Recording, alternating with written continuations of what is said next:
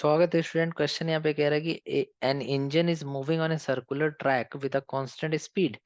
ये इंजन इस circular track में इस तरह से मूव कर रहा है with constant speed and it is blowing a whistle of frequency 500 hertz. और इसने फ्रीक्वेंसी जो यहाँ पे प्रोड्यूस करी है वो 500 हर्ट्ज है। बोल रहा the frequency received by an observer standing at the centre of the track.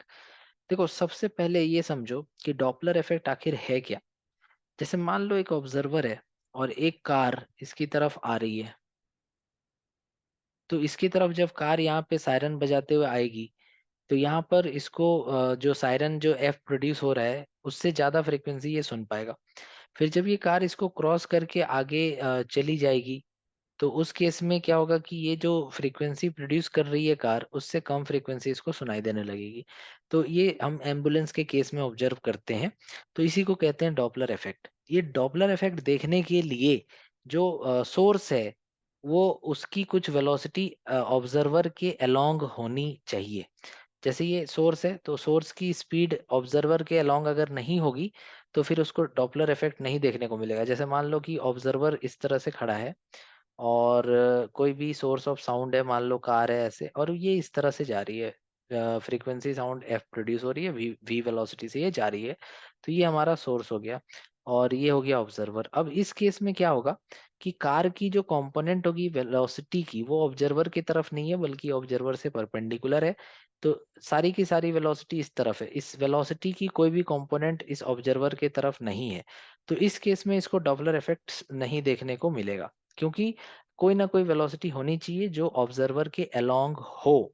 Observer के परपेंडिकुलर सारी वेलोसिटी है, दैट मीन्स कि ऑब्जर्वर के अलोंग कोई भी वेलोसिटी का कंपोनेंट नहीं होगा। जैसे एक एक एक सोर्स ऐसे है और ये इस तरह से वी स्पीड से जा रही है और ये थीटा एंगल है और यहाँ पर एक ऑब्जर्वर है। तो इस वेलोसिटी की दो कंपोनेंट होगी, एक वी कॉस थीटा और एक वी साइन थीटा।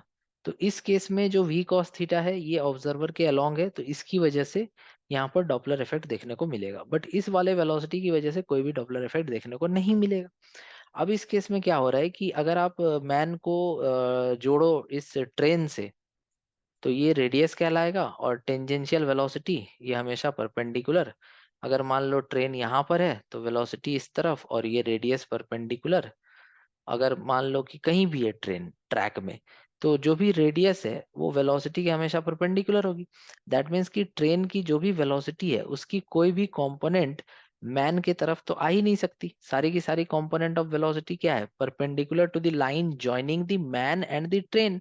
इस वजह से यहाँ पर डॉपलर इफेक्ट देखने को नहीं मिलेगा और जो ओरिजिनल फ्रीक्वेंसी यहाँ प्रोड्यूस हो रहा है वही इस इंसान को भी सुनाई देगा। तो आई होप ये क्वेश्चन आप समझ पाए होंगे। Thank you.